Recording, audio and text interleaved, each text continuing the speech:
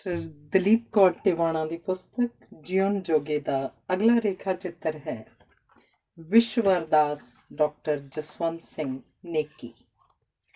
ਇਹ ਸਾਡੀ ਖੁਸ਼ਕਿਸਮਤੀ ਹੈ ਕਿ ਅਸੀਂ ਡਾਕਟਰ ਨੇਕੀ ਦੇ ਸਮੇਂ 'ਚ ਜਿਉ ਰਹੇ ਹਾਂ। ਇੱਕ ਨਿੱਕੀ ਜਿਹੀ ਬੇਨਤੀ ਕਰਕੇ ਅਸੀਂ ਇਹਨਾਂ ਨੂੰ ਆਪਣੇ ਕੋਲ ਸੱਦ ਸਕਦੇ ਹਾਂ ਅਤੇ ਇੱਕ ਨਿੱਕਾ ਜਿਹਾ ਫੋਨ ਕਰਕੇ ਇਹਨਾਂ ਦੇ ਕੋਲ ਜਾ ਸਕਦੇ ਹਾਂ। ਡਾਕਟਰ ਨੇਕੀ ਉਹਨਾਂ ਵਿਰਲੇ ਵਿਅਕਤੀਆਂ ਵਿੱਚੋਂ ਹਨ ਜਿਹੜੇ ਸਾਹਿਤ, ਸਾਇੰਸ ਅਤੇ ਧਰਮ ਨੂੰ ਤੋੜ ਕੇ ਨਿਖੇੜ ਕੇ ਨਹੀਂ ਸਗੋਂ ਜੋੜ ਕੇ ਦੇਖਣ ਦੇ ਸਮਰੱਥ ਹੋ ਸਕੇ ਹਨ। ਆਪ ਸੰਸਾਰ ਪ੍ਰਸਿੱਧ ਮਨੋਵਿਗਿਆਨੀ ਹੋਣ ਕਰਕੇ ਚੰਡੀਗੜ੍ਹ PGI ਦੇ ਡਾਇਰੈਕਟਰ ਰਹੇ, ਮਗਰੋਂ institute of medical sciences Delhi ਦੇ ਡਾਇਰੈਕਟਰ ਰਹੇ, ਉਸ ਤੋਂ ਮਗਰੋਂ ਵਰਲਡ ਹੈਲਥ ਆਰਗੇਨਾਈਜੇਸ਼ਨ ਦੇ ਡਾਇਰੈਕਟਰ ਰਹੇ। ਇਹ ਕੋਈ ਛੋਟੀਆਂ ਪ੍ਰਾਪਤੀਆਂ ਨਹੀਂ। ਇਸ ਸਾਰੇ ਸਮੇਂ ਦੌਰਾਨ ਆਪ ਤਨ ਤੇ ਮਨ ਦੇ ਰੋਗੀਆਂ ਨੂੰ ਤੰਦਰੁਸਤ ਕਰਨ ਵਿੱਚ ਹੀ ਨਹੀਂ ਲੱਗੇ ਰਹੇ। ਆਪ ਨੇ ਸਾਹਿਤ ਸਿਰਜਣਾ ਵੀ ਕੀਤੀ, ਕਵਿਤਾ ਦੀਆਂ 5 ਕਿਤਾਬਾਂ ਲਿਖੀਆਂ ਹਨ। ਆਪ ਦੀ ਪਹਿਲੀ ਕਿਤਾਬ ਸਿਮਰਤੀ ਦੇ ਕਿਰਨ ਤੋਂ ਪਹਿਲਾਂ ਜਦੋਂ ਛਪੀ ਸੀ ਤਾਂ ਮੈਂ ਲਿਖਿਆ ਸੀ, ਵੇਦਾਂ ਉਪਨਿਸ਼ਦਾਂ ਦੇ ਵੇਲੇ ਤੋਂ ਜਿਹੜੀ ਅਹਮ ਤੇ ਬ੍ਰਹਮ ਦੀ ਗੱਲ ਚੱਲੀ ਸੀ ਉਹ ਅੱਜ ਡਾਕਟਰ ਨੇਕੀ ਤੱਕ ਪਹੁੰਚੀ ਹੈ। ਆਪ ਦੀ ਕਵਿਤਾ ਨੂੰ ਸਾਹਿਤ ਅਕੈਡਮੀ ਅਵਾਰਡ ਤੋਂ ਬਿਨਾਂ ਹੋਰ ਵੀ ਬਥੇਰੇ ਮਾਨ ਸਨਮਾਨ ਮਿਲ ਚੁੱਕੇ ਹਨ। ਤੁਹਾਨੂੰ ਇਹ ਜਾਣ ਕੇ ਹੈਰਾਨੀ ਹੋਏਗੀ ਕਿ ਸੰਸਾਰ ਵਿੱਚ 5-4 ਸਵੈ ਜੀਵਨੀਆਂ ਹੀ ਕਵਿਤਾ 'ਚ ਲਿਖੀਆਂ ਗਈਆਂ ਹਨ। ਡਾਕਟਰ ਨੇਕੀ ਨੇ ਆਪਣੀ ਸਵੈ ਜੀਵਨੀ ਵੀ ਕਵਿਤਾ 'ਚ ਲਿਖੀ ਹੈ। ਇਹ ਬੜਾ ਔਖਾ ਕੰਮ ਹੈ। ਅਸੀਂ ਜਿਸ ਸਮੇਂ ਵਿੱਚ ਜਿਉ ਰਹੇ ਹਾਂ ਇਹ ਬੜੀ ਟੁੱਟ ਭੱਜ ਦਾ ਸਮਾਂ ਹੈ। ਵਿਗਿਆਨ ਦੇ ਕਾਰਨ ਕਰਮ ਨਿਯਮ ਨੇ ਸਾਰੇ ਪੁਰਾਤਨ ਨਿਯਮਾਂ, ਕੀਮਤਾਂ, ਸਿਧਾਂਤਾਂ, ਆਦਰਸ਼ਾਂ ਦੀਆਂ ਨੀਹਾਂ ਹਿਲਾ ਦਿੱਤੀਆਂ ਹਨ ਅਤੇ ਉਹ ਆਧੁਨਿਕ ਮਨੁੱਖ ਜੜਹੀਨ ਹੋ ਗਿਆ ਹੈ। ਹੁਣ ਉਹਦੇ ਜੀਵਨ ਦਾ ਕੋਈ ਨਿਸ਼ਚਿਤ ਸਿਧਾਂਤ ਨਹੀਂ, ਕਿਸੇ ਕਾਇਦੇ ਕਾਨੂੰਨ ਦਾ ਉਹ ਪਾਬੰਦ ਨਹੀਂ, ਕਿਸੇ ਖਿਆਲ ਵਿਚਾਰ ਪ੍ਰਤੀ ਉਹਨੂੰ ਸ਼ਰਧਾ ਨਹੀਂ, ਨਾ ਕਿਸੇ ਨੈਤਿਕਤਾ ਦਾ ਉਹ ਪਾਲਕ ਹੈ।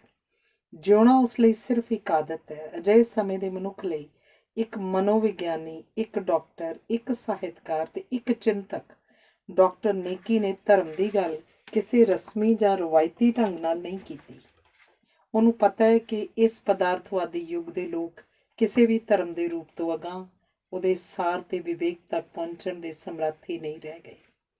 ਲੰਮੇ ਗਿਆਨ ਧਿਆਨ ਤੋਂ ਮਗਰੋਂ ਸ਼ਾਇਦ ਡਾਕਟਰ ਨੇਕੀ ਨੂੰ ਲੱਗਿਆ ਕਿ ਅੱਜ ਦੇ ਮਨੁੱਖ ਨੂੰ ਆਪਣੇ ਆਪ ਵੱਲ ਪਰਤਣ ਲਈ, ਅਹਮ ਬ੍ਰਹਮ ਅਸਮੀ ਕਹਿਣ ਵਾਲੇ ਆਪਣੇ ਆਪ ਨੂੰ ਜਾਣਨ ਲਈ, ਸਵੈ ਤੇ ਪਰ ਵਿਚਲੇ ਰਿਸ਼ਤਿਆਂ ਦੇ ਸਹਿਜ ਨੂੰ ਸਮਝਣ ਲਈ ਜਿਹੜੀ ਗੱਲ ਸਭ ਤੋਂ ਵੱਧ ਸਹਾਈ ਹੋ ਸਕਦੀ ਹੈ ਉਹ ਹੈ ਅਰਦਾਸ। ਆਪਣੇ ਸਮੁੱਚੇ ਆਪੇ ਰਾਹੀਂ ਆਪਣੇ ਇਸ਼ਟ ਨੂੰ ਹਾਜ਼ਰ ਨਾਜ਼ਰ ਜਾਣ ਕੇ ਕੀਤੀ ਅਰਦਾਸ। ਪਰ ਅਸੀਂ ਇਸ ਯੁੱਗ ਦੇ ਲੋਕ ਅਰਦਾਸ 'ਚ ਰੱਬ ਨਾਲ, ਇਸ਼ਟ ਨਾਲ ਵੀ ਲੈਣ ਦੇਣ ਦੀਆਂ ਗੱਲਾਂ ਕਰਨ ਲੱਗ ਜਾਂਦੇ ਹਾਂ। ਦੂਸਰੇ ਹਰ ਬੰਦੇ ਦੀ ਅਰਦਾਸ ਉਹਦੇ ਆਪਣੇ ਜਿੱਡੀ ਹੁੰਦੀ ਹੈ। ਜਿਵੇਂ ਅਮਲੀ ਦੀ ਅਰਦਾਸ ਅਖੇ ਹੇ ਰੱਬਾ ਦਰਖਤ ਸਾਰੇ ਚਾਹ ਪੱਤੀ ਬਣਾ ਦੇ, ਟਿੱਬੇ ਖੰਡ ਦੇ, ਸਮੁੰਦਰ ਉਬਲਦੇ ਪਾਣੀ ਦਾ ਤੇ ਪਹਾੜ ਸਾਰੇ ਅਫੀਮ ਦੇ। ਸਿੱਖ ਧਰਮ 'ਚ ਅਰਦਾਸ ਸਰਬੱਤ ਦੇ ਭਲੇ ਉੱਪਰ ਆ ਕੇ ਮੁੱਕਦੀ ਹੈ, ਪਰ ਸਾਡੀ ਅਰਦਾਸ ਆਪਣੇ ਤੇ ਆਪਣਿਆਂ ਦੇ ਭਲੇ ਤੱਕ ਹੀ ਰਹਿ ਜਾਂਦੀ ਹੈ। ਡਾਕਟਰ ਨੇਕੀ ਇੱਕ ਮਨੋਵਿਗਿਆਨਕ, ਇੱਕ ਧਾਰਮਿਕ ਚਿੰਤਕ, ਇੱਕ ਲੇਖਕ ਹੋਣ ਕਰਕੇ ਅਰਦਾਸ ਦੇ ਅਸਰ, ਅਰਥ ਤੇ ਵਿਵੇਕ ਨੂੰ ਸਮਝਦੇ ਹਨ। ਇਸੇ ਲਈ ਇਸ ਪਾਸੇ ਸਾਡਾ ਧਿਆਨ ਦਿਵਾਉਣ ਲਈ ਆਪ ਅਰਦਾਸ ਤੇ ਵਿਸ਼ਵ ਅਰਦਾਸ ਵਰਗੀਆਂ ਅਹਿਮ ਰਚਨਾਵਾਂ ਸਾਨੂੰ ਦੇ ਚੁੱਕੇ ਹਨ। ਉਹ ਆਪ ਵੀ ਜਿਵੇਂ ਇੱਕ ਅਰਦਾਸ ਹੀ ਹਨ। ਮੈਂ ਡਾਕਟਰ ਨੇਕੀ ਦੀ ਇਸ ਲਈ ਵੀ ਬਹੁਤ ਕਦਰ ਕਰਦੀ ਹਾਂ ਕਿ ਉਹਨਾਂ ਦੇ ਮਨ, ਬਚਨ, ਕਰਮ ਦੀ ਇੱਕ ਸੁਰਤਾ ਨੂੰ ਪ੍ਰਾਪਤ ਕੀਤਾ ਹੈ। ਇਸੇ ਕਾਰਨ ਉਹਨਾਂ ਦੀ ਦਵਾ ਅਤੇ ਦੁਆ 'ਚ ਬਹੁਤ ਅਸਰ ਹੈ। ਤੁਸੀਂ ਹੈਰਾਨ ਹੋਵੋਗੇ ਕਿ ਇੱਕ ਸਮੇਂ ਇਹਨਾਂ ਦਾ ਇੰਨਾ ਭਿਆਨਕ ਐਕਸੀਡੈਂਟ ਹੋਇਆ ਕਿ 50 ਤੋਂ ਉੱਪਰ ਫ੍ਰੈਕਚਰ ਹੋ ਗਏ।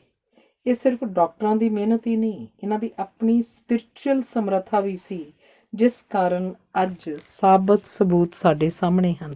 ਇਸੇ ਲਈ ਮੈਂ ਆਖਦੀ ਹਾਂ ਕਿ ਸਾਡੀ ਖੁਸ਼ਕਿਸਮਤੀ ਹੈ ਕਿ ਅਸੀਂ ਡਾਕਟਰ ਨੇਕੀ ਦੇ ਸਮੇਂ 'ਚ ਜਿਉ ਰਹੇ ਹਾਂ। ਧੰਨਵਾਦ। ਅਗਲਾ ਰੇਖਾ ਚਿੱਤਰ ਹੈ ਕਲਾਕਾਰ ਦਵਿੰਦਰ ਸਤਿਆਰਥੀ। ਇੱਕ ਉਦਰਿਆ ਮਨੁੱਖ ਬਹੁਤ ਪਿਛਾਂਹ ਰਹਿ ਗਏ ਜਾਂ ਬਹੁਤ ਅਗਾਂਹ ਆ ਰਹੇ ਜ਼ਮਾਨੇ ਦੀ ਗਵਾਹੀ ਦੇਣ ਆਇਆ ਹੈ। ਮੈਂ ਕੌਣ ਹਾਂ? ਜਣੇ ਖਣੇ ਨੂੰ ਪੁੱਛਦਾ ਹੈ। ਇਸ ਆਸ ਉੱਤੇ ਸ਼ਾਇਦ ਕੋਈ ਜਾਣੂ ਮਿਲ ਪਵੇ। ਲੋਕ ਹੱਸ ਪੈਂਦੇ ਨੇ ਇਸ ਵਾਧੂ ਜਿਹੇ ਸਵਾਲ ਉੱਤੇ। ਜਿਹੜੇ ਆਪਣਾ ਨਾਮ ਨਹੀਂ ਜਾਣਦੇ ਉਹ ਬਹੁਤ ਪਿਛਾਂਹ ਰਹਿ ਗਏ ਜਾਂ ਬਹੁਤ ਅਗਾਂਹ ਆ ਰਹੇ ਜ਼ਮਾਨੇ ਦੀ ਗਵਾਹੀ ਦੇਣ ਆਏ ਮਨੁੱਖ ਨੂੰ ਕਦੋਂ ਜਾਣਦੇ ਹੋ ਸਕਦੇ ਹਨ। ਚਲੋ ਨਾਮ ਦਾ ਕੀ ਹੈ, ਆਖੋ ਹੱਸ ਪੈਂਦਾ ਹੈ। ਖੂਬਸੂਰਤ ਚਿਹਰੇ ਦੀ ਉਦਾਸ ਮੁਸਕਰਾਹਟ ਇੱਕ ਕਹਾਣੀ ਬਣ ਜਾਂਦੀ ਹੈ। ਕਹਾਣੀ ਹੁੰਗਾਰਾ ਮੰਗਦੀ ਹੈ, ਪਰ ਹੁੰਗਾਰਾ ਤਾਂ ਕੋਈ ਜਾਗਦਾ ਹੀ ਭਰ ਸਕਦਾ। ਉਹ ਅਗਾਂਹ ਤੁਰ ਪੈਂਦਾ ਹੈ।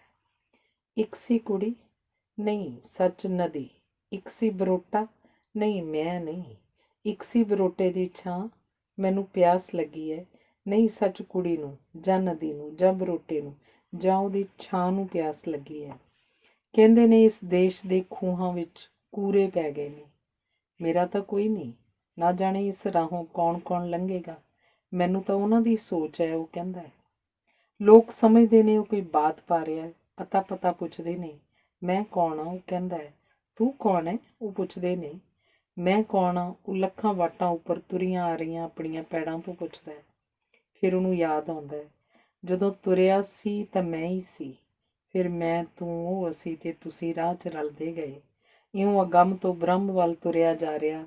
ਰੱਬ ਦੀ ਰੀਸ, ਉਹ ਇੱਕ ਸ੍ਰਿਸ਼ਟੀ ਰਚਨ ਬੈਠ ਗਿਆ।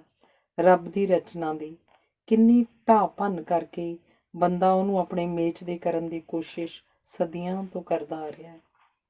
ਇਸ ਬਹੁਤ ਪਿਛਾਂਹ ਰਹਿ ਗਏ ਜਾਂ ਬਹੁਤ ਅਗਾਂਹ ਜਾ ਰਹੇ ਜ਼ਮਾਨੇ ਦੀ ਗਵਾਹੀ ਦੇਣ ਆਏ ਮਨੁੱਖ ਦੀ ਰਚਨਾ ਉੱਤੇ ਸਾਨੂੰ ਇਤਰਾਜ਼ ਹੀ ਇਹ ਹੈ, ਕਿਉਂ ਇਹ ਸਾਡੇ ਮੇਚ ਨਹੀਂ। ਦਰਖਤ ਜੇ ਖਿੜਕੀ ਦੇ ਮੇਚ ਦਾ ਨਾ ਹੋਵੇ ਤਾਂ ਇਹ ਦਰਖਤ ਦੀ ਗੁਸਤਾਖੀ ਨਹੀਂ ਤਾਂ ਕੀ ਹੈ। ਜੌਹਰੀ ਤੇ ਮਦਾਰੀ ਦੇ ਭੇਦ ਤੋਂ ਨਾਵਾਕਫ ਲੋਕਾਂ ਕੋਲ ਦੀ ਉਹ ਉਹਨਾਂ ਨੂੰ ਮਾਫ਼ ਕਰਕੇ ਉਦਾਸ ਲੰਘਿਆ ਜਾ ਰਿਹਾ ਹੈ। ਉਹ ਜਿਹੜਾ ਕਾਰੀਗਰ ਨਹੀਂ, ਸਿਰਫ ਕਲਾਕਾਰ ਹੈ। ਧੰਨਵਾਦ।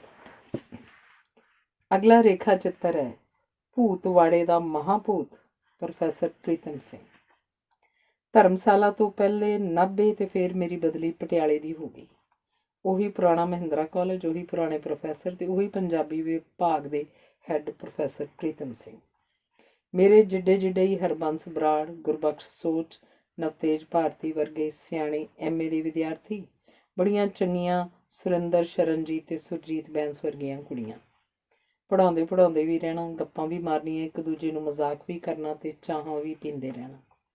ਹਰਬੰਸ ਬਰਾੜ ਨੇ ਇੱਕ ਵਾਰੀ ਜਮਾਤ 'ਚ ਪੜ੍ਹਾਉਂਦੀ ਨੂੰ ਮੈਨੂੰ ਆਖਿਆ, ਪੜ੍ਹਾਉਂਦੇ ਪੜ੍ਹਾਉਂਦੇ ਤੁਸੀਂ ਮੇਰੇ ਵੱਲ ਕਿਉਂ ਝਾਕਦੇ ਰਹਿੰਦੇ ਹੋ।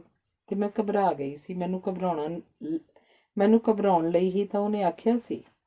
ਫਿਰ ਸਾਰਿਆਂ ਨੇ ਸਭ ਦੇ ਸਾਹਮਣੇ ਮੈਡਮ ਪੈਰੀਂ ਪੈਨਾ ਮੱਥਾ ਟੇਕਦਾ ਆਖਣਾ ਸ਼ੁਰੂ ਕਰ ਦਿੱਤਾ। 2 ਕੁ ਦਿਨ ਘਬਰਾ ਕੇ ਸ਼ਰਮਾ ਕੇ ਮੈਂ ਵੀ ਹਰੇਕ ਨੂੰ ਆਖਣਾ ਸ਼ੁਰੂ ਕਰ ਦਿੱਤਾ, ਜਿਉਂਦਾ ਰਹਿ। ਮੈਡਮ ਨਹੀਂ, ਇਹ ਤਾਂ ਸਾਡੀ ਦੀਦੀ ਹੈ, ਉਹਨਾਂ ਆਪੇ ਹੀ ਫੈਸਲਾ ਕਰ ਦਿੱਤਾ ਤੇ ਆਪੇ ਹੀ ਲਾਗੂ ਕਰ ਲਿਆ। ਮੈਂ ਵੀ ਉਹਨਾਂ ਨੂੰ ਸੱਚੀ ਮੁੱਚੀ ਦੇ ਭੂਤ ਆਖਣਾ ਸ਼ੁਰੂ ਕਰ ਦਿੱਤਾ ਤੇ ਫਿਰ ਇੱਕ ਵਾਰ ਸੱਚੀ ਮੁੱਚੀ ਦੇ ਭੂਤਾਂ ਬਾਰੇ ਸੱਚੋ ਸੱਚ ਲਿਖ ਕੇ ਇੱਕ ਰਸਾਲੇ ਨੂੰ ਭੇਜ ਦਿੱਤਾ। ਲਿਖਿਆ ਸੀ, ਸਿਆਲ ਦੀ ਹਨੇਰੀ ਰਾਤ ਸੀ, ਠੱਕਾ ਵਗ ਰਿਹਾ ਸੀ, ਬਾਹਰ ਖੜਕਿਆ। ਮੈਂ ਉੱਠ ਕੇ ਬੂਹਾ ਖੋਲ੍ਹਿਆ। ਬਾਹਰ ਇੱਕ ਭੂਤ ਖੜਾ ਸੀ। ਮੱਥਾ ਟੇਕਦਾ ਦੀਦੀ, ਇਕੱਲਾ ਹੀ ਹਾਂ, ਆਖ ਭੂਤ ਅੰਦਰ ਲੰਘ ਆਇਆ। ਮੈਂ ਵੀ ਇਕੱਲਾ ਹੀ ਆਇਆ ਹਾਂ, ਦੂਜੇ ਭੂਤ ਨੇ ਅੰਦਰ ਵੜਦਿਆਂ ਆਖਿਆ। ਮੈਂ ਵੀ ਇਕੱਲਾ ਹੀ ਹਾਂ, ਮਗਰ ਆ ਰਿਹਾ, ਭੂਤ ਬੋਲਿਆ। ਅਸੀਂ ਸਾਰੇ ਇਕੱਲੇ ਹੀ ਆਏ ਹਾਂ, ਚੌਥੇ ਭੂਤ ਨੇ ਮਗਰ ਆ ਰਹੇ 2-3 ਭੂਤਾਂ ਵੱਲ ਹੱਥ ਕਰਕੇ ਆਖਿਆ।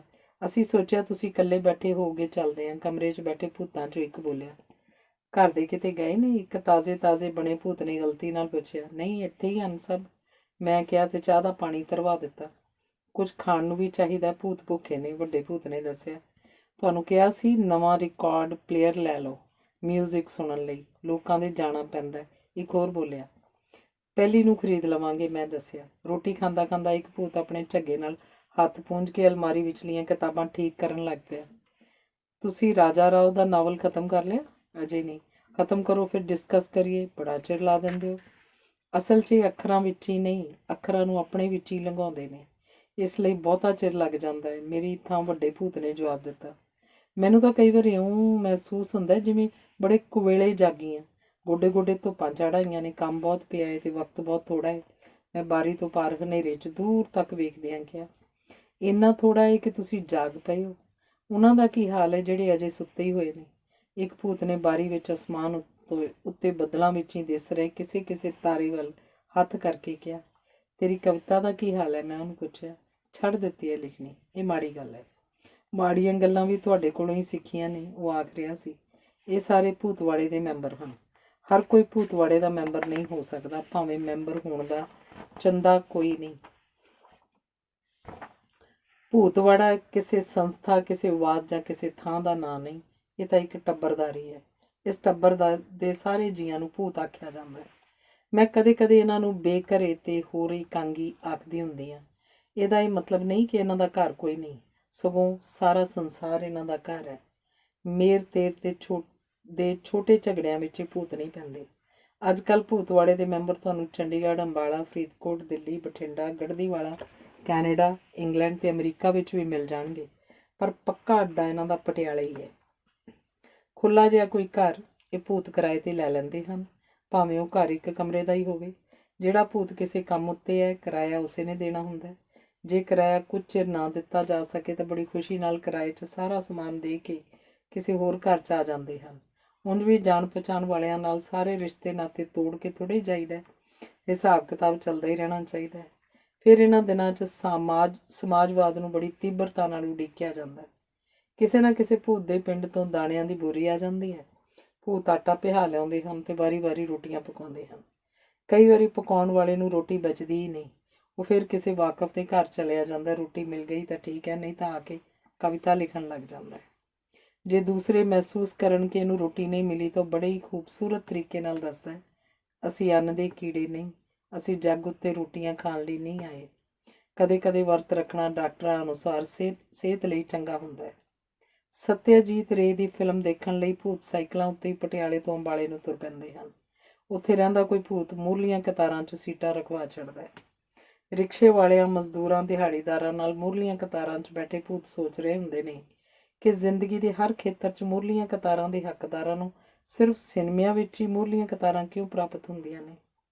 ਸਾਰੀਆਂ ਲਾਇਬ੍ਰੇਰੀਆਂ ਵਿੱਚ ਇਹਨਾਂ ਨੂੰ ਪਤਾ ਹੁੰਦਾ ਹੈ ਕਿ ਕਿਹੜੀ ਕਿਤਾਬ ਕਿੱਥੇ ਪਈ ਹੈ। ਇਹਨਾਂ ਭੂਤਾਂ ਨੂੰ ਤਾਂ ਇਹ ਵੀ ਪਤਾ ਹੁੰਦਾ ਹੈ ਕਿ ਸ਼ਹਿਰ 'ਚ ਕਿਹੜੇ ਲੋਕ ਕਿਤਾਬਾਂ ਖਰੀਦਦੇ ਨੇ ਤੇ ਕਿਹੜੇ ਉਹਨਾਂ ਨੂੰ ਪੜ੍ਹਦੇ ਨੇ। ਜਿਸ ਦਿਨ ਕੋਈ ਕੰਮ ਦੀ ਕਿਤਾਬ ਕਿਸੇ ਦੁਕਾਨ 'ਤੇ ਆ ਜਾਏ, ਭੂਤ 4 ਜਾਂ 8 ਦਿਨ ਲਈ ਕਿਤਾਬ ਦੀ ਕੀਮਤ ਅਨੁਸਾਰ ਚਾਹ ਪਾਣੀ ਦਾ ਰਾਸ਼ਨ ਬੰਦ ਕਰਕੇ ਕਿਤਾਬ ਖਰੀਦ ਲੈਂਦੇ ਨੇ। ਪਰ ਕਈ ਵਾਰੀ ਕਿਸੇ ਇੱਕ ਭੂਤ ਦੀ ਫੀਸ ਭਰਨ ਲਈ ਸਭ ਭੂਤਾਂ ਦੀਆਂ ਕਿਤਾਬਾਂ ਵਿਕ ਜਾਂਦੀਆਂ ਨੇ। ਇੱਕ ਦਿਨ ਇੱਕ ਭੂਤ ਕਵਿਤਾ ਮੁਕਾਬਲੇ 'ਚ 50 ਰੁਪਏ ਦਾ ਇਨਾਮ ਲਿਆਇਆ। ਭੂਤਾਂ ਨੇ ਸਲਾਹ ਬਣਾਈ, ਚਲੋ ਅੱਜ ਐਸ਼ ਕਰੀਏ। ਦਾਰੂ ਲਿਆਂਦੀ ਗਈ, ਪਾਨ ਲਿਆਂਦੇ ਗਏ, ਸਿਗਰਟਾਂ ਲਿਆਂਦੀਆਂ ਗਈਆਂ, ਸਿਉਆਂ ਦੀ ਸਬਜ਼ੀ ਬਣੀ। ਇਨਾਮ ਜਿੱਤਣ ਵਾਲੇ ਭੂਤ ਨੇ ਤਰਲਾ ਕੀਤਾ ਕਿ ਉਹਦੀ ਜੁੱਤੀ ਟੁੱਟ ਗਈ ਹੈ, ਉਹਨੂੰ ਵਿੱਚੋਂ ਫਲੀਟ ਲੈ ਦਿੱਤੇ ਜਾਣ, ਪਰ ਉਹਦੀ ਅਪੀਲ ਸਰਬਸੰਮਤੀ ਨਾਲ ਰੱਦ ਕਰ ਦਿੱਤੀ ਗਈ। ਦਾਰੂ ਪੀ ਕੇ ਉਹ ਗਲੀ 'ਚ ਲਿਟੇ, ਆਪਸ 'ਚ ਗਾਲਾਂ ਕੱਢੀਆਂ। ਵੱਡਾ ਭੂਤ ਰੋ ਵੀ ਪਿਆ ਕਿ ਉਹਦੇ ਵਿਆਹ ਬਾਰੇ ਕਦੇ ਸੋਚਿਆ ਹੀ ਨਹੀਂ ਗਿਆ। ਸਭ ਤੋਂ ਛੋਟੇ ਭੂਤ ਨੇ ਆਪਣੀ ਸਹੇਲੀ ਦਾ ਖੱਤ ਪੜ੍ਹ ਕੇ ਸੁਣਾਇਆ ਤੇ ਇਉਂ ਐਸ਼ ਕੀਤੀ ਗਈ। ਜਦੋਂ ਕਿਸੇ ਭੂਤ ਨੇ ਕਿਸੇ ਇੰਟਰਵਿਊ ਉੱਤੇ ਜਾਣਾ ਹੁੰਦਾ ਹੈ ਤਾਂ ਕਿਸੇ ਭੂਤ ਦੀ ਜੁੱਤੀ, ਕਿਸੇ ਦਾ ਕੋਟ, ਕਿਸੇ ਦੀ ਪੱਗ ਉਹਨੂੰ ਲੈ ਦਿੱਤੀ ਜਾਂਦੀ ਹੈ। ਉਹਦੇ ਮੁਕਾਬਲੇ ਉੱਤੇ ਕੋਈ ਹੋਰ ਭੂਤ ਅਰਜ਼ੀ ਨਹੀਂ ਦਿੰਦਾ। ਜੇ ਚੁਣ ਲਿਆ ਜਾਏ ਤਾਂ ਚੋਣ ਕਮੇਟੀ ਦੀ ਅਕਲ ਦੀ ਦਾਤ ਦਿੱਤੀ ਜਾਂਦੀ ਹੈ, ਨਹੀਂ ਤਾਂ ਸਮਝ ਲਿਆ ਜਾਂਦਾ ਕਿ ਚੋਣ ਕਮੇਟੀ ਬੇਵਕੂਫਾਂ ਦੀ ਸੀ। ਬਹੁਤੀਆਂ ਚੋਣ ਕਮੇਟੀਆਂ ਬੇਵਕੂਫਾਂ ਦੀਆਂ ਹੀ ਸਾਬਤ ਹੁੰਦੀਆਂ ਹਨ। ਫਿਰ ਸੁਕਰਾਤ ਤੋਂ ਲੈ ਕੇ ਸੁਕੀਰਤ ਸਿੰਘ ਫਰਿਆਦੀ ਤੱਕ ਦੇ ਹਵਾਲੇ ਦਿੱਤੇ ਜਾਂਦੇ ਹਨ, ਜਿਨ੍ਹਾਂ ਦੇ ਸਮੇਂ ਨੇ ਨਹੀਂ ਸਮਝਿਆ ਤੇ ਪੀਣ ਲਈ ਜ਼ਹਿਰ ਦਾ ਪਿਆਲਾ ਦੇ ਦਿੱਤਾ। ਮੈਂ ਥੀਸਿਸ 4 ਦਿਨਾਂ ਤੱਕ ਦੇਣਾ ਸੀ। ਪਤਾ ਲੱਗਿਆ ਟਾਈਪ ਮੁੜ ਕਰਵਾਉਣਾ ਪਏਗਾ, ਕੁਝ ਚੀਜ਼ਾਂ ਗਲਤ ਹੋ ਗਈਆਂ ਸਨ। ਮੈਂ ਬਹੁਤ ਪਰੇਸ਼ਾਨ ਹੋ ਗਈ। ਇੰਨਾ ਕੰਮ 4 ਦਿਨਾਂ 'ਚ ਸੰਭਵ ਨਹੀਂ ਸੀ। ਭੂਤਾਂ ਨੂੰ ਪਤਾ ਲੱਗਿਆ, ਪਹੁੰਚ ਗਏ। 2 ਟਾਈਪਿਸਟ ਲੈ ਆਏ, ਇੱਕ ਕਾਪੀ ਸਾਂਭ ਲਈ। ਰਾਤ ਪੈ ਗਈ, ਦਿਨ ਚੜ੍ਹ ਗਿਆ, ਫਿਰ ਰਾਤ ਪੈ ਗਈ, ਫਿਰ ਦਿਨ ਚੜ੍ਹ ਗਿਆ, ਫਿਰ ਰਾਤ ਪੈ ਗਈ। ਭੂਤ ਕੰਮ ਲੱਗੇ ਹੋਏ ਸਨ। ਟਾਈਪਿਸਟ ਵਾਰੋ ਵਾਰੀ ਕੰਮ ਕਰ ਰਹੇ ਸਨ। ਚੌਥੇ ਦਿਨ ਜਿਲਦਾਂ ਬਣਾ ਕੇ ਇੱਕ ਭੂਤ ਬੱਸ ਵਿੱਚ ਜਿਲਦਾਂ ਸੁਕਾਉਂਦਾ ਥੀਸਿਸ ਚੰਡੀਗੜ੍ਹ ਨੂੰ ਲਈ ਜਾ ਰਿਹਾ ਸੀ। ਵਾਈਵੇ ਵਿੱਚ ਮੈਂ ਜਵਾਬ ਹਲੀਮੀ ਵਾਲੇ ਨਹੀਂ ਸੀ ਦਿੱਤੇ ਤੇ ਮੈਂ ਅੰਦਾਜ਼ਾ ਨਹੀਂ ਸੀ ਲਾ ਸਕਦੀ ਕਿ ਮੈਨੂੰ ਡਿਗਰੀ ਮਿਲ ਜਾਏਗੀ ਕਿ ਨਹੀਂ। ਜਿਸ ਦਿਨ ਸਿੰਡੀਕੇਟ ਦੀ ਮੀਟਿੰਗ ਵਿੱਚ ਰਿਜ਼ਲਟ ਦਾ ਪਤਾ ਲੱਗਣਾ ਸੀ, ਕੋਈ ਭੂਤ ਚੰਡੀਗੜ੍ਹ ਜਾਣ ਲਈ ਤਿਆਰ ਨਹੀਂ ਸੀ ਕਿ ਜੇ ਖਬਰ ਮਾੜੀ ਹੋਈ ਤਾਂ ਤੇ ਬਹੁਤੀ ਸੰਭਾਵਨਾ ਮਾੜੀ ਖਬਰ ਦੀ ਹੀ ਸੀ। ਆਖਰ ਹਰਿੰਦਰ ਸਿੰਘ ਮਹਿਬੂਬ ਹੌਸਲਾ ਕਰਕੇ ਚਲਾ ਗਿਆ। ਪਿੱਛੋਂ ਦੂਜੇ ਸੰਸਾ ਵੀ ਕਰਦੇ ਸੀ। ਗੁੱਸੇ 'ਚ ਆ ਕੇ ਕਿਧਰੇ ਕਿਸੇ ਨੂੰ ਕੁੱਟੀ ਨਾ ਆਵੇ, ਉਹਦੇ ਕਾਹਲੇ ਦਾ ਕੀ ਹੈ। ਪਰ ਰਾਤ ਨੂੰ ਉਹ ਜ਼ੋਰ ਦੀ ਤਖਤੇ ਭੰਨ ਰਿਹਾ ਸੀ। ਮੈਂ ਬਾਹਰ ਖੋਲ੍ਹਿਆ। ਉਹ ਮਠਿਆਈ ਦਾ ਡੱਬਾ ਲਈ ਖੜਾ ਸੀ। ਬੋਲਿਆ, ਮੈਂ ਸਟੇਸ਼ਨ ਤੋਂ ਨੱਠਿਆ ਆਇਆ, ਤੁਸੀਂ ਭੋਰਾ ਮਠਿਆਈ ਦਾ ਲੈ ਲਓ, ਬਾਕੀ ਮੈਂ ਭੂਤਵਾੜੇ ਜਾ ਕੇ ਦੱਸਣਾ, ਨਾਲੇ ਮਠਿਆਈ ਦੇਣੀ ਹੈ। ਮੈਂ ਬਰਫੀ ਦਾ ਇੱਕ ਟੁਕੜਾ ਚੁੱਕ ਲਿਆ ਤੇ ਉਹ ਨਹੀਂ ਪੈਰੀਂ ਪਰਤ ਗਿਆ। ਅਗਲੇ ਦਿਨ ਭੂਤਵਾੜੇ ਵਾਲਿਆਂ ਵਿੱਚੋਂ ਕੋਈ ਕਾਲਜ ਨਹੀਂ ਸੀ ਆਇਆ। ਪਤਾ ਲੱਗਿਆ ਉਹ ਰਾਤੀ ਦਾਰੂ ਪੀ ਕੇ ਜਸ਼ਨ ਮਨਾਉਂਦੇ ਰਹੇ ਸਨ ਤੇ ਹੁਣ ਸਭ ਸੁੱਤੇ ਪਏ ਸਨ। ਇੱਕ ਦਿਨ ਗਰਮੀਆਂ ਦੀ ਦੁਪਹਿਰ ਨੂੰ ਬਾਹਰ ਖੜਕਿਆ। ਮੈਂ ਖੋਲ੍ਹਿਆ, ਬਾਹਰ ਇੱਕ ਭੂਤ ਖੜਾ ਸੀ। ਆ ਬੈਠ, ਮੈਂ ਉਹਨੂੰ ਪਸੀਨੋ ਪਸੀਨੀ ਹੋਇਆ ਦੇਖ ਕੇ ਕਿਹਾ। ਬਸ ਮੈਂ ਹੁਣੇ ਮੁੜਨਾ ਹੈ। ਮੈਂ ਲਾਲ ਪੈਨਸਿਲ ਖਰੀਦੀ ਸੀ, ਦੇਖੋ ਕਿੰਨੀ ਸੋਹਣੀ ਹੈ। ਮੈਂ ਕਿਹਾ ਵਿਖਾ ਆਵਾਂ। ਬਾਕੀ ਭੂਤ ਸੁੱਤੇ ਪਏ ਨੇ, ਸਾਰੀ ਰਾਤ ਪੜ੍ਹਦੇ ਰਹੇ ਸੀ ਨਾ। ਉਹਨੇ ਪੈਨਸਿਲ ਮੇਰੇ ਅੱਗੇ ਕਰਕੇ ਕਿਹਾ। ਮੈਂ ਪੈਨਸਿਲ ਹੱਥ 'ਚ ਫੜ ਲਈ, ਧਿਆਨ ਨਾਲ ਦੇਖੀ, ਲਾਲ ਪੈਨਸਿਲ ਸੀ। ਇੱਕ ਪਾਣੀ ਦਾ ਗਲਾਸ ਪਿਆ ਦਿਓ। ਮੈਂ ਪਾਣੀ ਲਿਆ ਦਿੱਤਾ। ਅੱਛਾ ਮੈਂ ਚੱਲਦਾ। ਆਖੋ ਭੂਤ ਬਲਦੀ ਦੁਪਹਿਰ 'ਚ 3 ਮੀਲ ਦੂਰ ਭੂਤਵਾੜੇ ਨੂੰ ਮੁੜ ਗਿਆ, ਜਿੱਥੋਂ ਪੈਨਸਿਲ ਵਿਖਾਉਣ ਆਇਆ ਸੀ। ਅੰਗਰੇਜ਼ੀ MA ਦਾ ਇੱਕ ਵਿਦਿਆਰਥੀ ਭੁੱਲ ਭੁਲੇਖੇ ਇੱਕ ਵਾਰੀ ਇੱਕ ਭੂਤਵਾੜੇ ਵਾਲਿਆਂ ਨਾਲ ਜਾ ਰਲਿਆ। ਪਹਿਲੇ ਦਿਨ ਵਾਪਸ ਹੋਸਟਲ ਆ ਕੇ ਉਹਨੇ ਦੇਵੀ ਦੀ ਫੋਟੋ ਮੂਹਰੇ ਬੈਠ ਕੇ ਮਾਫ਼ੀ ਮੰਗੀ ਕਿ ਕਿਹੋ ਜਿਹੇ ਲਫੰਗਿਆਂ ਨਾਲ ਵਾਹ ਪੈ ਗਿਆ, ਜਿਹੜੇ ਰੱਬ ਨੂੰ ਟਿੱਚ ਜਾਣਦੇ ਨੇ, ਜਿਹੜੇ ਸਾਰੀ ਸਾਰੀ ਰਾਤ ਸੜਕਾਂ ਉੱਤੇ ਹੀ ਬਹਿਸਾਂ ਕਰਦੇ ਕੱਟ ਦਿੰਦੇ ਨੇ, ਜਿਹੜੇ 2-2 ਦਿਨ ਰੋਟੀ ਤੋਂ ਬਿਨਾਂ ਹੀ ਸਾਰ ਲੈਂਦੇ ਹਨ। ਭੂਤਾਂ ਨੇ ਉਹਨੂੰ ਹਰਮਨ ਹੈਂਸ ਦੇ ਨਾਵਲ ਸਿਧਾਰਥ ਦਾ ਪਾਤਰ ਗੋਬਿੰਦ ਬਣਾ ਦਿੱਤਾ। ਪਹਿਲੇ ਸਾਲ ਉਹ ਫੇਲ ਹੋ ਗਿਆ, ਪਰ ਉਹ ਖੁਸ਼ ਸੀ ਕਿ ਘੱਟੋ ਘੱਟ ਭੂਤਾਂ ਵਿੱਚ ਰਹਿ ਕੇ ਉਹਨੂੰ ਇਹ ਤਾਂ ਪਤਾ ਲੱਗ ਗਿਆ ਕਿ ਉਹ ਕਿੱਡਾ ਨਲਾਇਕ ਹੈ। ਪਰ ਹੁਣ ਉਹ ਤਕੜੇ ਭੂਤਾਂ ਨੂੰ ਠੇਬੀਆਂ ਲਾਉਂਦਾ। ਤੁਸੀਂ ਕਦੋਂ ਮਰਨਾ ਹੈ? ਇੱਕ ਦਿਨ ਇੱਕ ਭੂਤ ਨੇ ਮੈਨੂੰ ਪੁੱਛਿਆ। ਕੀ ਗੱਲ? ਮੈਂ ਨਹੀਂ ਚਾਹੁੰਦਾ ਤੁਸੀਂ ਕਦੇ ਮੇਰਾ ਇਮੇਜ ਸੈਟਰ ਕਰੋ, ਸੋ ਮੈਂ ਚਾਹੁੰਦਾ ਕਿ ਜੋ ਤੁਸੀਂ ਹੋਣੋ ਉਹੀ ਮਰ ਜਾਓ। ਇੱਕ ਭੂਤ ਨੂੰ ਮਸਾਂ ਨੌਕਰੀ ਮਿਲੀ ਸੀ, ਪਰ ਉਹ ਪ੍ਰਿੰਸੀਪਲ ਨਾਲ ਲੜ ਪਿਆ। ਉਹਨਾਂ ਨਾਲ ਕੱਟਣਾ ਕਿਹੜਾ ਸੌਖਾ ਹੈ। ਉਸ ਭੂਤ ਨੇ ਅਸਤੀਫੇ ਵਿੱਚ ਜੋ ਕੁਝ ਲਿਖਿਆ, ਉਸ ਤੋਂ ਪ੍ਰਭਾਵਿਤ ਹੋ ਕੇ ਪ੍ਰਿੰਸੀਪਲ ਉਹਨੂੰ ਮੁੜ ਨੌਕਰੀ 'ਤੇ ਰੱਖਣ ਲਈ ਤਿਆਰ ਹੋ ਗਿਆ। ਪਰ ਭੂਤ ਸਮਝੌਤਾਵਾਦੀ ਨਹੀਂ। ਕਦੇ ਕਦੇ ਸਿਆਣੇ ਲੋਕ ਡਿਗਰੀਆਂ ਲੈਣ, ਨੌਕਰੀਆਂ 'ਤੇ ਲੱਗਣ, ਵਜ਼ੀਫੇ ਪ੍ਰਾਪਤ ਕਰਨ, ਲੇਖਕ ਬਣਨ ਅਤੇ ਪੈਸਾ ਕਮਾਉਣ ਦੇ ਗੁਰ ਉਹਨਾਂ ਨੂੰ ਦੱਸਦੇ ਹਨ, ਤਾਂ ਉਹ ਚੁੱਪਚਾਪ ਸੁਣਦੇ ਰਹਿੰਦੇ ਹਨ। ਫਿਰ ਉਹਨਾਂ ਵਿੱਚੋਂ ਕੋਈ ਹੌਲੀ ਦੇ ਕੇ ਪੁੱਛ ਲੈਂਦਾ, ਅੱਛਾ ਭਲਾ ਜੇ ਨੌਕਰੀ ਮਿਲ ਗਈ, ਕਿਤਾਬ ਛਪ ਗਈ, ਪੈਸਾ ਪੱਲੇ ਹੋ ਗਿਆ, ਫੇਰ? ਇਸ ਫੇਰ ਨੂੰ ਅਗਲਾ ਕੀ ਸਮਝੇ? ਬਹੁਤੇ ਲੋਕਾਂ ਦੀ ਕਹਾਣੀ ਇਸ ਫੇਰ 'ਤੇ ਆ ਕੇ ਮੁੱਕ ਜਾਂਦੀ ਹੈ, ਪਰ ਭੂਤ ਸ਼ੁਰੂ ਹੀ ਇੱਥੋਂ ਕਰਦੇ ਹਨ। ਮੱਤ ਦੇਣ ਵਾਲਿਆਂ ਵਿੱਚੋਂ ਕੋਈ ਇਹਨਾਂ ਨੂੰ ਬੇਵਕੂਫ ਸਮਝਦਾ, ਕੋਈ ਆਪਣੇ ਆਪ ਨੂੰ ਬੇਵਕੂਫ ਕਹਿੰਦਾ ਅਤੇ ਫਿਰ ਛੇਤੀ ਛੇਤੀ ਇਹਨਾਂ ਦੇ ਕੋਲ ਆ ਕੇ ਬੈਠਣ ਦੀ ਹਿੰਮਤ ਨਹੀਂ ਕਰਦਾ। ਇੱਕ ਭੂਤ ਦੀ ਸਬਜ਼ੀ ਲਿਆਉਣ 'ਤੇ ਡਿਊਟੀ ਸੀ। ਕਿਹਾ ਗਿਆ ਸੀ ਜੇ ਸਬਜ਼ੀ ਸਭ ਤੋਂ ਸਸਤੀ ਹੈ ਉਹ ਲਿਆਉਣੀ ਹੈ। ਉਸ ਮੌਸਮ 'ਚ ਆਲੂ ਸਭ ਤੋਂ ਸਸਤੇ ਸਨ। ਭੂਤ ਹਰ ਰੋਜ਼ ਆਲੂ ਲਿਆਉਂਦਾ ਰਿਹਾ। 3 ਮਹੀਨਿਆਂ ਮਗਰੋਂ ਜਦੋਂ ਸਬਜ਼ੀ ਵਾਲੇ ਦਾ ਹਿਸਾਬ ਕੀਤਾ ਗਿਆ ਤਾਂ ਪਤਾ ਲੱਗਿਆ ਕਿੰਨੇ ਚਿਰ ਤੋਂ ਆਲੂ ਸਭ ਤੋਂ ਮਹਿੰਗੀ ਸਬਜ਼ੀ ਬਣ ਚੁੱਕੇ ਸਨ। ਤੂੰ ਭਾਅ ਸਾਥੋਂ ਪੁੱਛ ਕੇ ਕਿਉਂ ਨਹੀਂ ਵਧਾਇਆ? ਭੂਤ ਦੁਕਾਨਦਾਰ ਨੂੰ ਕੋਸ ਰਿਹਾ ਸੀ। ਉਹਨੂੰ ਸ਼ਾਇਦ ਯਾਦ ਨਹੀਂ ਸੀ ਰਿਹਾ ਕਿ ਇਸ ਦੇਸ਼ 'ਚ ਭਾਅ ਵਧਾਉਣ ਘਟਾਉਣ ਦਾ ਕੰਮ ਉਹ ਲੋਕ ਕਰਦੇ ਨੇ ਜਿਹੜੇ ਕੋਈ ਵੀ ਕੰਮ ਨਹੀਂ ਕਰਦੇ। ਇੱਕ ਦਿਨ ਸਾਰੇ ਭੂਤ ਕਿਸੇ ਭੂਤ ਦੇ ਪਿੰਡ ਮੱਕੀ ਦੀਆਂ ਰੋਟੀਆਂ ਅਤੇ ਸਾਗ ਖਾਣ ਗਏ। ਉੱਥੇ ਪਹੁੰਚ ਕੇ ਪਤਾ ਲੱਗਿਆ ਕਿ ਭੂਤ ਦੀ ਬੇਬੇ ਵਿਚਾਰੀ ਇਕੱਲੀ ਮਿੱਟੀ ਮਿੱਧ ਕੇ ਕੋਠਾ ਲਿਪ ਰਹੀ ਸੀ। ਭੂਤਾਂ ਨੇ ਕਮਰ ਕੱਸੇ ਕਰ ਲਏ। ਕੁਝ ਭੂਤ ਮਿੱਟੀ ਮਿੱਧਣ ਲੱਗ ਪਏ, ਕੁਝ ਕੋਠੇ 'ਤੇ ਚੜਾਉਣ ਅਤੇ ਕੁਝ ਬੇਚੱਜਿਆਂ ਵਾਂਗ ਲਿਪਣ ਲੱਗ ਪਏ। ਬੇਬੇ ਬਥੇਰਾ ਰੋਕੇ, ਵੇ ਕੋਈ ਵੇਖੂ ਤਾਂ ਕੀ ਕਹੂ, ਨਾਲੇ ਤੁਹਾਡੇ ਲੀੜੇ ਮੈਲੇ ਹੋ ਜਾਣਗੇ। ਆਥਣ ਤੀਕ ਭੂਤਾਂ ਨੇ ਸਾਰੇ ਕੋਠੇ ਲਿਪਤੇ। ਬੇਬੇ ਨੇ ਵੀ ਰੱਜਵਾਂ ਘਿਓ ਸ਼ੱਕਰ ਪਾਇਆ। ਇੱਕ ਭੂਤ ਅੱਜ ਬਹੁਤ ਖੁਸ਼ ਸੀ। ਉਹਨੇ ਬੇਬੇ ਕੋਲ ਸਿਫਾਰਿਸ਼ ਕਰਕੇ ਸਰਦੀਆਂ ਵਿੱਚ ਅੱਜ ਪਹਿਲੀ ਵਾਰ ਇਕੱਲੇ ਨੇ ਪੂਰੀ ਰਜਾਈ ਲੈ ਲਈ ਸੀ, ਉਹ ਵੀ ਸਾਰੀ ਰਾਤ ਲਈ। ਅਗਲੇ ਦਿਨ ਮੁੜੇ ਆਉਂਦੇ ਭੂਤ ਸਾਰੇ ਰਾਹ ਡਨ ਦੀ ਮੈਟਾਫਿਜ਼ੀਕਲ ਪੋਇਟਰੀ ਡਿਸਕਸ ਕਰਦੇ ਰਹੇ। ਸ਼ਾਇਦ ਮੈਨੂੰ ਭੂਤਾਂ ਦੀਆਂ ਬਹੁਤੀਆਂ ਗੱਲਾਂ ਨਹੀਂ ਕਰਨੀਆਂ ਚਾਹੀਦੀਆਂ। ਮਾੜੇ ਦਿਲ ਵਾਲੇ ਲੋਕ ਤਾਂ ਭੂਤਾਂ ਦੇ ਨਾਂ ਤੋਂ ਹੀ ਡਰ ਜਾਂਦੇ ਨੇ। ਦੂਸਰਾ ਭਾਗ। ਪੰਜਾਬੀ ਦੇ ਵਿਦਵਾਨ ਆਖਦੇ ਹਨ ਕਿ ਉਹ ਨਾ ਗਿਆਨੀ ਪਾਸ ਹੈ ਅਤੇ ਨਾ ਵਿਦਵਾਨੀ ਅਤੇ ਨਾ ਬੁੱਧੀਮਾਨੀ। MA ਪੰਜਾਬੀ ਰੱਬ ਰੱਬ ਕਰੋ ਜੀ। ਫਿਰ ਵੀ ਪੰਜਾਬੀ ਦੇ ਬਹੁਤ ਸਾਰੇ ਡਾਕਟਰ ਅਤੇ ਪ੍ਰੋਫੈਸਰ ਉਹਦੇ ਵਿਦਿਆਰਥੀ ਹਨ। ਕਮਾਲ ਦੀ ਗੱਲ ਤਾਂ ਇਹ ਹੈ ਕਿ ਉਹ ਸਾਰੇ ਇਹ ਗੱਲ ਬੜੇ ਮਾਣ ਨਾਲ ਦੱਸਦੇ ਹਨ। ਜਦੋਂ ਕਦੇ ਤੁਸੀਂ ਇਸ ਮਹਾਂਭੂਤ ਦੇ ਘਰ ਜਾਓ, ਤੁਹਾਡੇ ਵਰਗੇ 5-7 ਪਹਿਲਾਂ ਹੀ ਉੱਥੇ ਬੈਠੇ ਮਿਲਣਗੇ। ਉਸ ਵੇਲੇ ਮਹਾਂਭੂਤ ਖਰੜੇ ਦੀ ਸੁਧਾਈ ਵੀ ਕਰ ਰਿਹਾ ਹੋਏਗਾ, ਗੱਲ ਕਰਨ ਵਾਲੇ ਦਾ ਹੁੰਗਾਰਾ ਵੀ ਭਰ ਰਿਹਾ ਹੋਏਗਾ ਅਤੇ ਨਵੇਂ ਆਉਣ ਵਾਲੇ ਦੀ ਅਣਕਹੀ ਸਮੱਸਿਆ ਬਾਰੇ ਸੋਚ ਵੀ ਰਿਹਾ ਹੋਏਗਾ ਅਤੇ ਨਾਲ ਹੀ ਪੁੱਛੇਗਾ, ਚਾਹ ਪੀਓਗੇ? ਸ਼ਰਮੋ ਸ਼ਰਮੀ ਇੱਕ ਵਾਰੀ ਤੁਸੀਂ ਨਾ ਕਰ ਦਿਓਗੇ ਤਾਂ ਦੂਸਰੀ ਵਾਰ ਉਹਨੇ ਪੁੱਛਣਾ ਹੀ ਨਹੀਂ। ਹਾਂ, ਉਹਦੀ ਪਤਨੀ ਜੇ ਤੁਹਾਨੂੰ ਵੇਖ ਲਏ ਤਾਂ ਚਾਹ ਦੇ ਨਾਲ ਪਕੌੜੇ ਵੀ ਆ ਜਾਣਗੇ। ਲਓ ਵੀ, ਕਮਾਲ ਹੋ ਗਈ।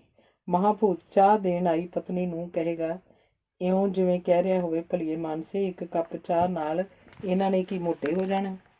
ਤੂੰ ਮੇਰੀ ਕਬੀਲਦਾਰੀ ਵੱਲ ਤਾਂ ਦੇਖਿਆ ਕਰ, ਆਪਣੇ ਪਿਓ ਦਾ ਘਰ ਹੀ ਨਾ ਸਮਝਿਆ ਕਰ। ਹਾਂ, ਜੇ ਰੋਟੀ ਵੇਲਾ ਹੋ ਜਾਏ ਤਾਂ ਉਹ ਤੁਹਾਡੇ ਲੱਖ ਨਾ ਕਰਨ ਉੱਤੇ ਵੀ ਰੋਟੀ ਮੱਲੋ ਮੱਲੀ ਖਵਾ ਦੇਗਾ। ਸ਼ਾਇਦ ਉਹ ਸੋਚਦਾ ਹੈ ਕਿ ਜਿਉਂਦੇ ਬੰਦੇ ਨੂੰ ਇੰਨੀ ਕੁ ਐਸ਼ੀ ਤਾਂ ਕਰ ਹੀ ਲੈਣੀ ਚਾਹੀਦੀ ਹੈ।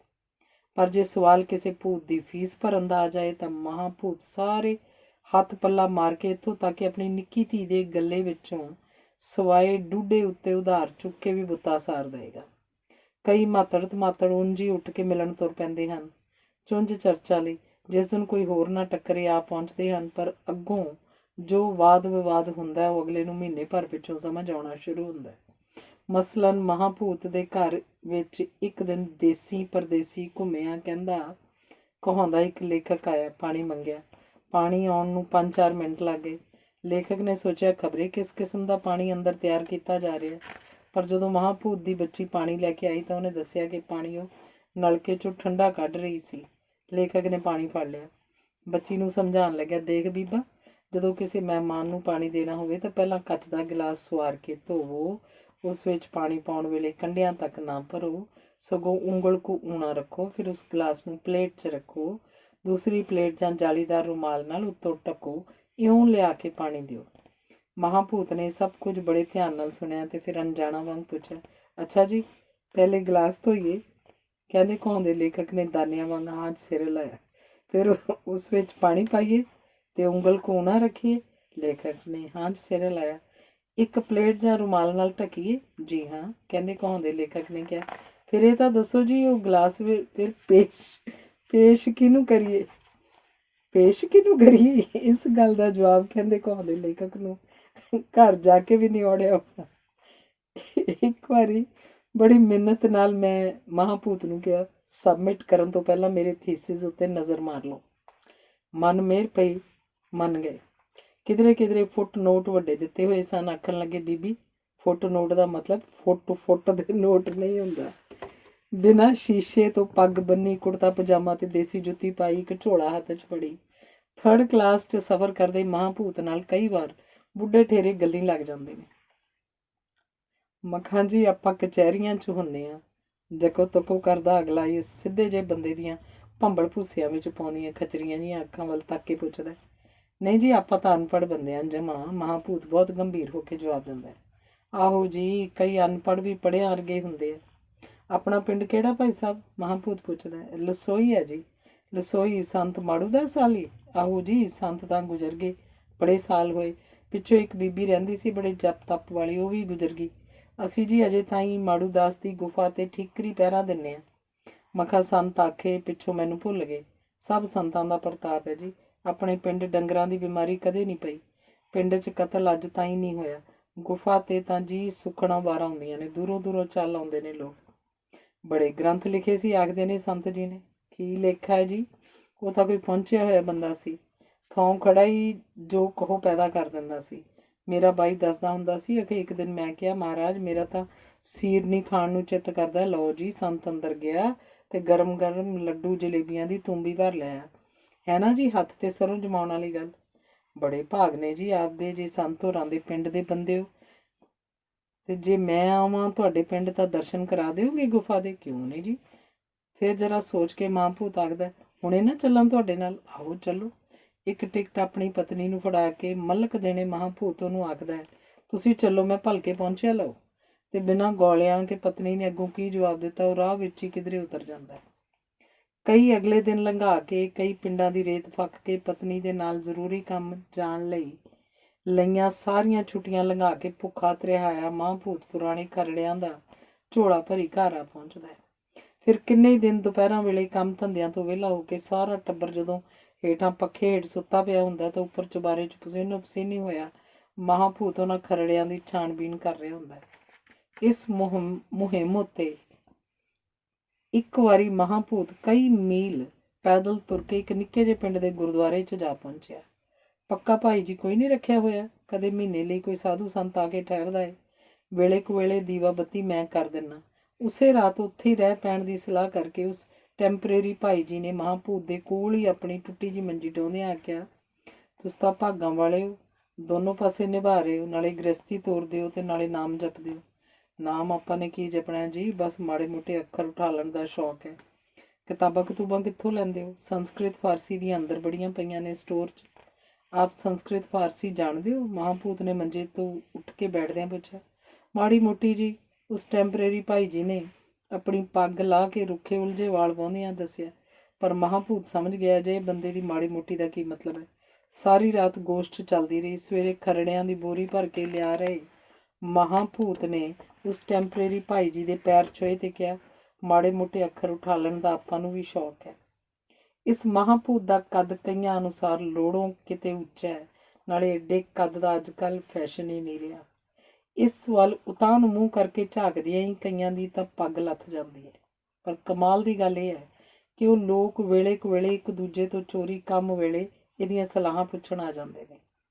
2 ਘੜੀਆਂ ਮਿੱਠੀਆਂ ਮਾਰ ਕੇ ਆਪਣੇ ਜਾਣੇ ਉਹ ਸਾਰੇ ਗੁਰ ਤੇ ਗੋਝ ਗਿਆਨ ਲੈ ਕੇ ਚੱਲੇ ਹੁੰਦੇ ਨੇ। ਪਰ ਸ਼ੇਰ ਦੀ ਮਾਸੀ ਬਿੱਲੀ ਵਾਂਗ ਕੋਈ ਨਾ ਕੋਈ ਖੁੰਡੀ ਅਜੇ ਵੀ ਮਹਾਂਪੂਤ ਦੇ ਕੋਲ ਹੁੰਦੀ ਹੈ। ਇਸ ਮਹਾਂਪੂਤ ਨੂੰ ਤੁਸੀਂ ਜਿਹੋ ਜਿਹੀ ਮਰਜ਼ੀ ਚਿੱਠੀ ਲਿਖੋ, ਜਵਾਬ ਹਮੇਸ਼ਾ ਕਾਰਡ ਉੱਤੇ ਹੀ ਆਏਗਾ, ਮੋਤੀਆਂ ਵਰਗੀ ਲਿਖਾਈ 'ਚ। ਸ਼ਾਇਦ ਇਹ ਮਹਾਂਪੂਤ ਸੋਚਦਾ ਹੈ ਕਿ ਕਿਧਰੇ ਵੀ ਕਾਲੇ ਮਾਲੇ ਵਾਲੀ ਲੁਕਵੀਂ ਕੋਈ ਗੱਲ ਆਪਾਂ ਕਰਨੀ ਨਾ ਹੋਈ, ਫਿਰ ਕਿਉਂ ਲਿਫਾਫਿਆਂ ਉੱਤੇ ਵਾਧੂ ਪੈਸੇ ਖਰਚੇ ਜਾਣ। ਖਰਚ ਦੀ ਕੀ ਗੱਲ ਪੁੱਛਦੇ ਹੋ? ਕਈ ਵਾਰੀ ਮੂੰਹ ਹਨੇਰੇ, ਕਈ ਵਾਰੀ ਸਿਖਰ ਦੁਪਹਿਰੇ ਕਿਸੇ ਜਾਣੂ ਮਿੱਤਰ ਜਾਂ ਸ਼ਾਗਿਰਦ ਦੇ ਟੁੱਟੇ ਜਿਹੇ ਸਾਈਕਲ ਦੇ ਡੰਡੇ ਉੱਤੇ ਅੱਗੇ ਅਟੈਚੀ ਕੇਸ ਸੰਭਾਲੀ ਮਹਾਂਪੂਤ ਜੀ ਬੱਸ ਸਟੈਂਡ ਵੱਲ ਜਾ ਰਹੇ ਹੁੰਦੇ ਨੇ। ਰਾਹ 'ਚ ਕਦੇ ਇੱਕ ਹੱਥ ਨਾਲ, ਕਦੇ ਦੂਜੇ ਹੱਥ ਨਾਲ 20-50 ਬੰਦਿਆਂ ਦੀ ਫਤਿਹ ਦਾ ਮੁਸਕਰਾ ਕੇ ਜਵਾਬ ਦਿੰਦੇ ਜਾਂਦੇ ਨੇ ਤੇ ਨਾਲ ਹੀ ਛੱਡਣ ਜਾ ਰਹੇ ਅਗਲੇ ਨਾਲ ਕਿਸੇ ਗੋਝ ਗਿਆਨ ਦੀਆਂ ਗੱਲਾਂ ਕਰ ਰਹੇ ਹੁੰਦੇ ਨੇ। ਕਈ ਵਾਰ ਘੱਟ ਜਾਣੂ ਲੋਕ ਇਉਂ ਜ਼ਾਹਰ ਕਰਦੇ ਹਨ ਜਿਵੇਂ ਉਹਨਾਂ ਨੇ ਮਹਾਂਪੂਤ ਨੂੰ ਦੇਖਿਆ ਹੀ ਨਹੀਂ, ਤਾਂ ਜੋ ਮਹਾਂਪੂਤ ਨੂੰ ਕਿਸੇ ਗੱਲੋਂ ਸੰਗ ਨਾ ਲੱਗੇ। ਪਰ ਮਹਾਂਪੂਤ ਦਿਲ 'ਚ ਹੱਸਦਾ ਤੇ ਆਖਦਾ, ਓਏ ਭਲੇ ਮਾਨਸੋ, ਜਦੋਂ ਹਿੰਦੁਸਤਾਨ 'ਚ ਜੰਮਦਿਆਂ ਨੂੰ ਸੰਗ ਨਾ ਲੱਗੀ ਤਾਂ ਹੁਣ ਕਾਹਦੀ ਸੰਗ। ਪਰ ਜੇ ਆਪ ਨੂੰ ਪਤਾ ਲੱਗ ਜਾਏ ਕਿ ਫਲਾਣੇ ਬੰਦੇ ਕੋਲ ਫਲਾਣੀ ਥਾਂ ਕੋਈ ਕੰਮ ਦੀ ਕਿਤਾਬ ਜਾਂ ਖਰੜਾ ਹੈ, ਤਾਂ ਆਪ ਨਦੀਆਂ ਚੀਰ ਕੇ ਉੱਥੇ ਜਾ ਪਹੁੰਚਦੇ ਹਨ। 10 ਵੀ ਸਿੰਘਾ ਕੀ ਲੈਣਾ, ਘਰ ਭਾਵੇਂ ਬਿਜਲੀ ਦਾ ਬਿੱਲ ਨਾ ਭਰਿਆ ਜਾਣ ਕਰਕੇ ਮਹੀਨਾ ਭਰ ਨੇਰ ਵਰਤਿਆ ਰਹੇ।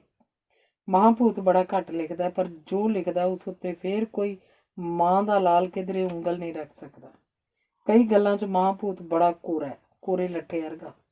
ਮਹਾਂਪੂਤ ਦੀ ਧੀ ਦਾ ਵਿਆਹ ਸੀ, ਕਾਰਡ ਆਇਆ। ਰਿਵਾਜ ਅਨੁਸਾਰ ਮਾੜਾ ਮੋਟਾ ਪ੍ਰੈਜ਼ੈਂਟ ਲੈ ਕੇ ਮੈਂ ਵੀ ਉਸ ਸ਼ਹਿਰ ਗਈ। ਮਹਾਂਪੂਤ ਤੋਂ ਚੋਰੀਓਂ ਆਪ ਦੀ ਧੀ ਨੂੰ ਦੇ ਆਈ। 20 ਕੁ ਦਿਨਾਂ ਮਗਰੋਂ ਕਿਸੇ ਦੀ ਕਾਰ ਮੰਗ ਕੇ 100 ਕੁ ਮੀਲ ਦਾ ਸਫ਼ਰ ਕਰਕੇ ਮਹਾਂਪੂਤ ਉਹ ਪ੍ਰੈਜ਼ੈਂਟ ਵਾਪਸ ਕਰਨ ਆਇਆ। ਮੈਨੂੰ ਬੇਹੱਦ ਗੁੱਸਾ ਆਇਆ। ਕੋਈ ਧੀਆਂ ਤੋਂ ਵੀ ਕੁਝ ਲੈਂਦਾ ਹੁੰਦਾ ਹੈ, ਉਹਨੇ ਮੇਰੇ ਸਿਰ ਉੱਤੇ ਹੱਥ ਰੱਖ ਕੇ ਕਿਹਾ। ਗੁੱਸਾ ਪਾਣੀ ਬਣ ਕੇ ਮੇਰੀਆਂ ਅੱਖਾਂ 'ਚ ਛਲਕ ਆਇਆ। ਇੰਨਿਆਂ ਵਰ੍ਹਿਆਂ 'ਚ ਪਹਿਲੀ ਵਾਰ ਮੈਂ ਸੁਣਿਆ ਸੀ ਕਿ ਪਿਓ ਦੇ ਮਰ ਜਾਣ ਪਿੱਛੋਂ ਵੀ ਕੋਈ ਕੁੜੀ ਕਿਸੇ ਦੀ ਧੀ ਹੁੰਦੀ ਹੈ। ਮਹਾਂਪੂਤ ਕਦੇ ਬਿਮਾਰ ਨਹੀਂ ਸੁਣਿਆ, ਸ਼ਾਇਦ ਬਿਮਾਰ ਹੋਣ ਦੀ ਉਸ ਕੋਲ ਵੇਲ ਹੀ ਨਹੀਂ।